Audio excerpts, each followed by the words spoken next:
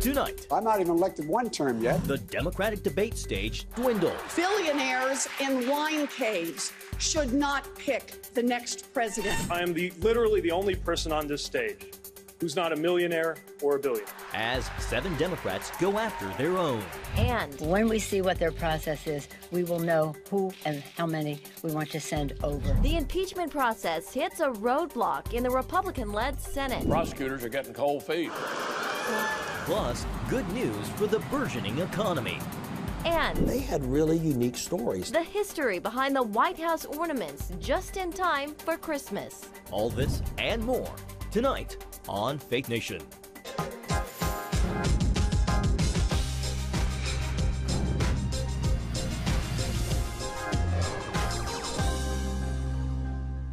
The division over President Trump's impeachment now dividing evangelical Christians. Welcome to Faith Nation, everyone. I'm John Jessup. And I'm Jenna Bratter. Thanks for joining us. Well, tonight, the president blasting back at an evangelical magazine calling for his removal from office. Christianity Today, in an editorial, saying the hearing made it absolutely clear Trump should be impeached. And now the magazine is getting pushback from the president and Franklin Graham, whose father founded the magazine. CBN White House correspondent Ben Kennedy joins us from the North Lawn with more. Ben? John, Jenna, Franklin Graham said his father would have been disappointed by today's editorial, where editor-in-chief Mark Galli wrote that Trump should be removed and that it's not a matter of partisan loyalties, but the loyalty to the creator of the Ten Commandments, adding that impeachment hearings illuminated the president's moral deficiencies for all to see. This damages the institution of the presidency, damages the reputation of our country, and damages both the spirit and the future of our people. None of the president's positives can balance the moral and political danger we face under a leader of such grossly immoral character. Well, Graham was quick to tweet out, yes, my father Billy Graham founded Christianity Today, but no, he would not agree with their opinion piece. In fact, he would be very disappointed. I have not previously shared who my father voted for in the past election, but because of this article, I feel it necessary to share it now. My father knew Donald Trump, he believed in Donald Trump, and he voted for Donald Trump.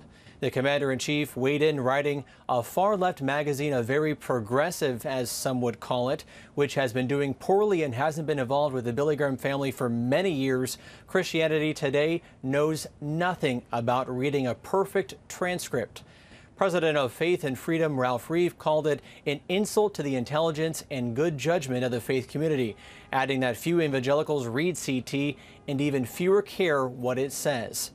Now, Trump's 2020 campaign slammed the op-ed as being run by never-Trumpers. And we are also hearing today in reports that the buzz from this piece caused lots of traffic to the Evangelical magazine's website, that it actually crashed at some point, but it is back up at this hour.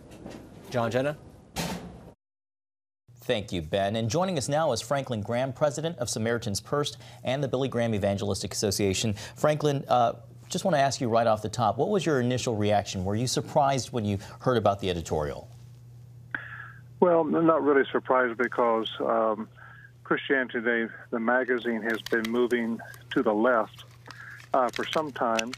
They've been pretty much, the never-Trumpers, and have been opposed him from day one. So I wasn't really that surprised. Reverend Graham, the president, he's responded. He says that Christianity Today is, quote, a far-left magazine. Would you characterize it the same way? I would. It certainly has moved to the left. That's the way I would put it. From where my father started the magazine, it has moved considerably to the left over the years. My father actually quit reading the magazine some time ago. So, a lot of strong reaction coming because of this article. What do you see as the long-term fallout? Do you think Christianity Today will pay a price for this? I can't say, but no question, Christianity Today has changed, and it's unfortunate. But at the same time, they're the ones who invoked my father's name. And I just thought it was important to speak out for him and let the readers know where my father had been so disappointed in this. Reverend Graham, were you at all saddened to have to disclose your father's vote? It's something you had never done before. Never done that, and I was. So I felt that it was important that we do it. And let people know that my father supports the president and support him in this last election. And if my father were alive today, he would have defended himself. Well, the CT website includes a quote from your father. It says, "Christianity today should take the responsibility of leading in love what so much of our evangelical work has failed to do in fighting and name-calling."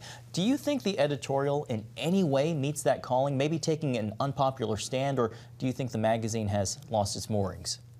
No, I don't think that's what my father intended whatsoever. The president has been accused by the Democrats. Not one Republican sided with him, and not all the Democrats sided with this. And so it's obvious, it's so partisan. And the fact that they have called for his removal based on what Nancy Pelosi and Schumer and the others, what they're calling for, it was just absolutely wrong. And they certainly don't represent most of the Bible-believing Christians in America today. How can Christians be effective ambassadors for Jesus if they're so split publicly? Well, my father, the last time he was at Christianity Today, they wheeled him in a wheelchair, and he spoke to them, and basically was warning them that they should all be focused and stay with focus on the Bible. And I think that's where Christianity today is getting off point. You know, the president is not the pastor of the country. They talk about taking the moral high ground, and that is just absolutely a bunch of garbage. What moral high ground do we talk about? President Obama and his support for same-sex marriage, Hillary Clinton supporting her husband as he abused women.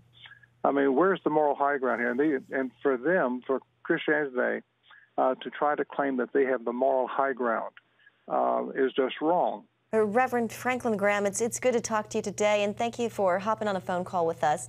Merry Christmas. Well, thank you. Well, Merry Christmas to you.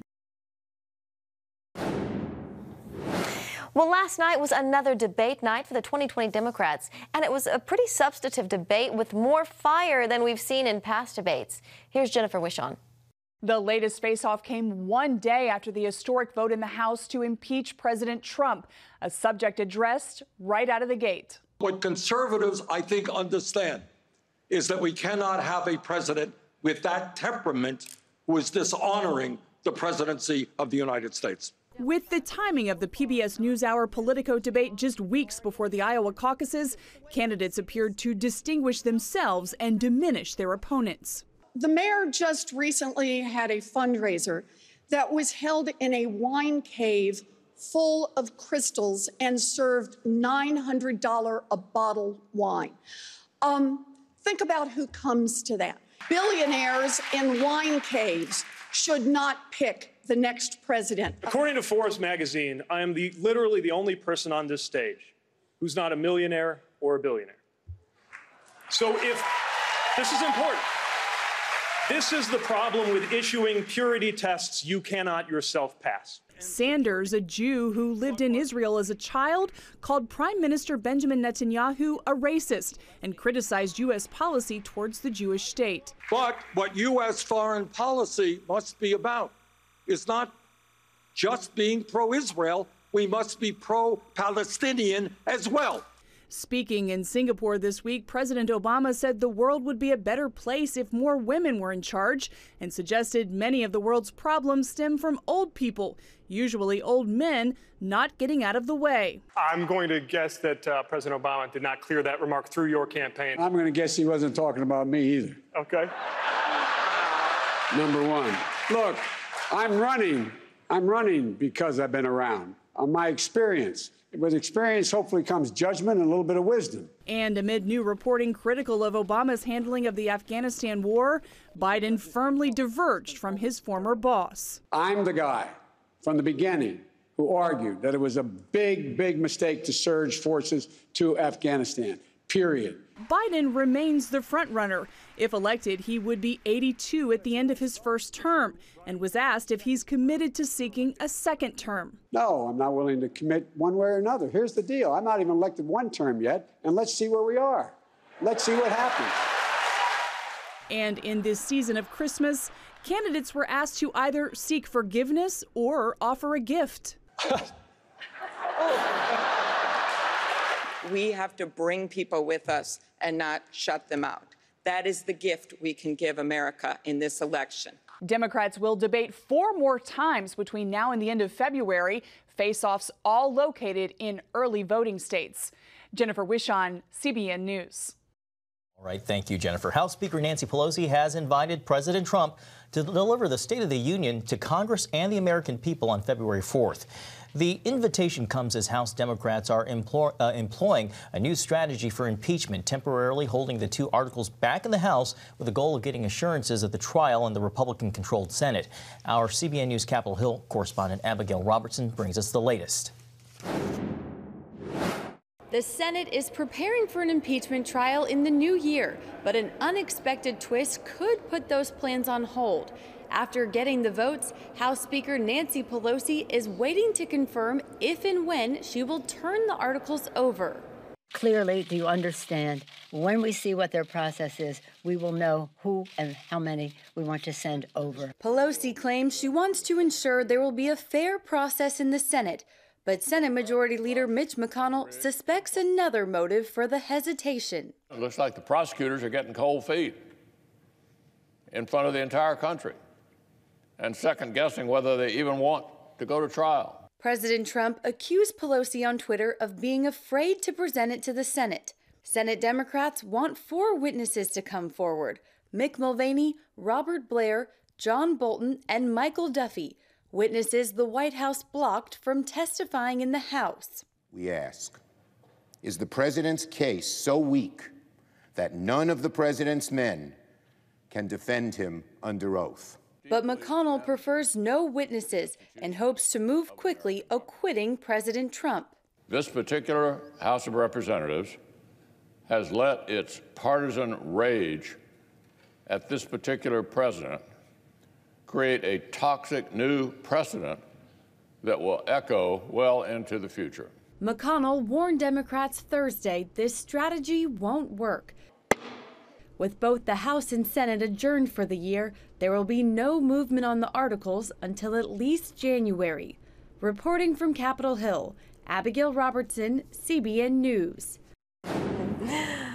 Well, stay tuned. Up next, our political panel, Julia Manchester with The Hill and CBN's David Brody are on deck. Come home to the sounds of Southern Gospel from CBN Radio. You'll enjoy a rich Southern blend of bluegrass, classic gospel, and Southern gospel favorites like the Gaithers, the Crabb Family, and bluegrass sounds like Mountain Faith. So make yourself at home with the all-new CBN Southern Gospel, now available at cbnradio.com.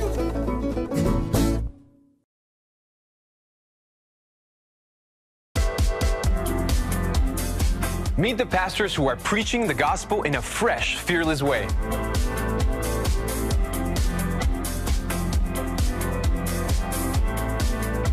I'm Roberto Torres-Cedillo. Join me each week for Next Gen Voices.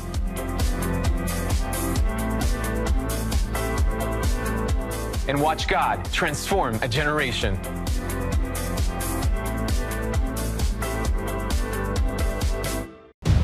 Prophecy thousands of years old. We were called to be a light to the world. Being fulfilled today. Discover how. Get to life. Call 1-800-700-7000. We consider it our duty to reach out and help others around the world. For a gift of $10 or more, you can own the acclaimed CBN documentary To Life. Just call 1-800-700-7000 or log on to cbn.com.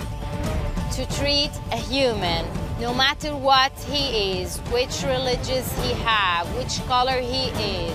This is what I'm doing. See how the people of Israel are fulfilling prophecy. History is being written, and I want to be a part of it. By sharing their knowledge. In Africa, in Asia, in South America, in East Europe. And their love. This is how we work. This is us. Get to life. Call 1-800-700-7000 or log on to cbn.com. And time now for our political panel. Joining us again, Julia Manchester with The Hill and CBN's David Brody, Chief Political Analyst. David, let's start with you in that Christianity Today editorial calling for President Trump's removal. We've seen Franklin Graham respond, other evangelicals respond. How much does this expose a possible split or divide among evangelicals? There's not any more split than there already has been. In other words, it's about 80% of white evangelicals, that's what the polls say, support the president. About 15-20% don't. Guess what? Christianity Today, this editorial that we saw, is part of that 15 to 20%. So this idea that the media is making this big deal that, you know, oh no, a new fracture. It's not a new fracture. This guy who wrote the editorial, a lot of folks have called him an ever-Trumper. I'm not going to call him an ever-Trumper, but he has said some pretty disparaging things about Donald Trump. He's part of that 15 to 20%. And look, they've gone left for a while now. We've seen they've written positive things about Margaret Sanger, the founder of Planned Parenthood. This is from Christianity Today. They've talked about also in terms of baking wedding cakes, religious liberty. They've been pretty left on that. So this is no surprise that this is coming from Christianity Today. David, what are you hearing from other evangelical leaders? That they're frustrated that this is getting so much oxygen in the media establishment. And that's part of it. And the other part of it is what they're telling me is that they've gone to the left for years. And that's exactly what Franklin Graham told you earlier as well. Julia, what are the implications here for 2020? Does this open the door for any of the Democrats to kind of come in and seize an opportunity with evangelicals? I don't think it really does, because I think, as David was saying, Christianity Today has been inching more to the left over the past couple of years. And I think if 2020 Democrats were to get evangelical voters, it would be younger evangelical voters or minority evangelical voters, such as Latinos and African Americans. You know, one issue where I've seen Democrats have some sway with younger evangelicals is the issue of climate change. I have heard some talk about that. But in general, I don't think they're going to be able to persuade the majority of this voting bloc, which has been so behind President Trump over the past couple of years, to completely turn and vote for a Democrat who could be pro-choice. A quick follow-up. If there is a candidate on the Democratic side, who's the candidate that you see who can kind of have wide appeal when it comes to evangelicals? You know, it's hard for me to say that. When I think of religious voters, I do think of someone like Mayor Pete Buttigieg, because he is religious, does definitely incorporate his faith. However, I'm not sure if his stances on a number of issues, whether it's same-sex marriage or abortion, is going to appeal to a large swath of evangelicals. But I think potentially a Joe Biden or, you know, maybe an Amy Klobuchar, someone who is more moderate, and especially Joe Biden, someone who has, you know, suggested in the past that he does understand at least the pro-life way of thinking. He could potentially have some sway there. So who did you think won the debate last night? Amy Klobuchar, definitely. I think it was a breakout moment for her, and I was pinging a number of operatives and strategists last night and earlier today, and they said this was a breakout moment for her. It happens just before she has this 3-day, 27-county bus tour in Iowa. Her campaign has been going all out on Iowa so they can get that momentum. Caveat here, I think the highest she's gotten in the polls in Iowa, at least, has been 6%. So she has a tough road ahead of her. However, I thought it was interesting how she kind of got into that wedge with that between Warren and Pete Buttigieg and positioned herself against Pete Buttigieg as the other moderate Midwestern candidate. Quick final question for the both of you. Who is best positioned to take on Donald Trump in 2020 after watching last night's debate? So there's a candidate, and his or her name is none. And I think right now that's the answer. Look, maybe Biden. You know, but Biden with a want, and a default sound effect, because Warren and Sanders too far to the left. Buttigieg, we've talked about this before, the experience not quite there, though he's the best candidate they've got by far. So I guess Biden by default. Just a name. I would say Biden is the candidate that President Trump is most concerned about at this point. All right. We're going to have to leave it there. Julia, David, thank you for joining us. Thank you. Coming up, what's behind the record-breaking U.S. economy? Next. Too often, we carry baggage from our past. You know what it's like. It affects everything and everyone in our lives. It's always there, weighing us down and keeping us from achieving true happiness. But do you know God never meant for us to be trapped in the past? You can be free of your baggage. Learn how God's forgiveness leads to changed lives and new beginnings. Call the 700 Club. I'm Ephraim Graham, and this is Studio 5. Cruise with me as I discover the good things happening in the world of music, sports, television, and movies The fact that Ryan Coogler was going to be directing the film, I knew that something special was going to happen. We'll chat with artists at the forefront of entertainment and explore the connection between popular culture and faith. I asked my pastor, I said, well, does that mean I'm supposed to be a preacher? He says, well, no, you already have a pulpit. Watch Studio 5, Wednesday night at 9:30. Tikkun Olam. This is our nature as a country. To make the world a better place. Literally, we felt the earth shaking. The Christian Broadcasting Network presents To Life, how Israeli volunteers are changing the world. This film needs to be seen by everyone. I was in tears. Now you can own the inspiring documentary To Life on DVD. There is blood on our hands if we know and we walk away. I'm so grateful that this film was made. To Life can be yours for a gift of $10 or more. Call 1-800-700-7000 or log on to cbn.com. We know that every minute counts to save life. It'll bless Israel, but it'll also bless all the friends of Israel. Discover the untold story of how Israeli volunteers are making the world a better place. Call 1-800-700-7000 or log on to cbn.com to get your copy today.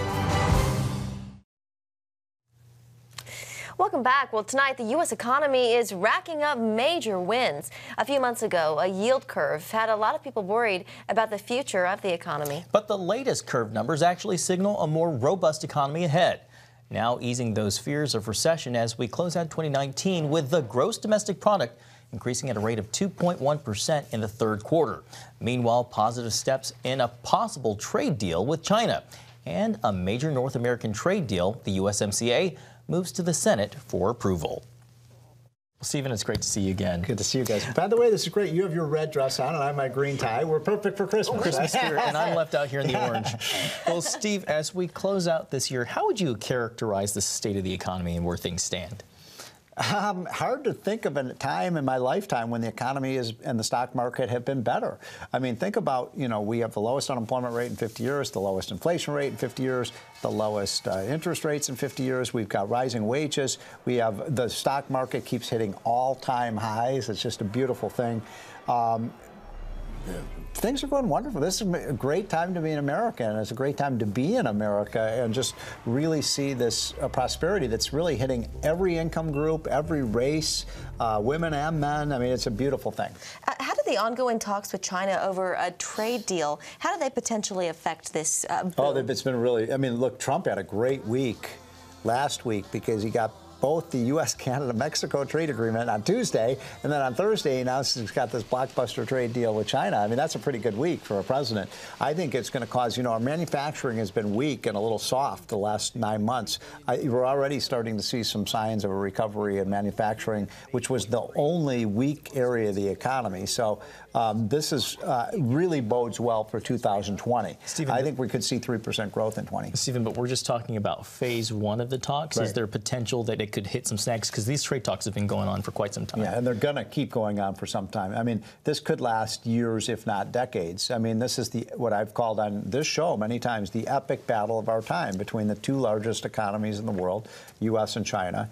I think Trump's got a great start here. The House passed the USMCA. It's nice, isn't it, to finally see a bipartisan bill? I mean, when was the last time we actually had any kind of bipartisan victory? So, Nancy Pelosi deserves some credit here. Trump does. I think you're going to see this fulfills Ronald Reagan's vision of North America being one tariff-free zone where we could trade with each other so we can take on Europe and Asia. So that's really great news. And just in time for Christmas. Yeah. Yeah, no, my gosh. China, Canada, Mexico, Trump is just checking the boxes, all the promises that he made. He just goes down the list like Santa Claus, boom, boom, boom. So it's a great thing. Stephen Moore with the Heritage Foundation. Good to have you. Thank Merry you, Christmas. Guys. Merry Christmas to you, too. And speaking of Christmas, coming up, how those special Christmas ornaments you see on your screen are helping to preserve American history. It's the new Superbook Bible app. It's packed with games, activities, and Superbook episodes that you can watch for free. Oh, no! There's trivia, a fun daily devotional, and answers to your Bible questions. Plus, an easy-to-understand Bible the whole family will enjoy. You can even create your own Superbook character. Ta-da! It's the new Superbook Bible app. Free downloads on iTunes, Google Play, and Amazon.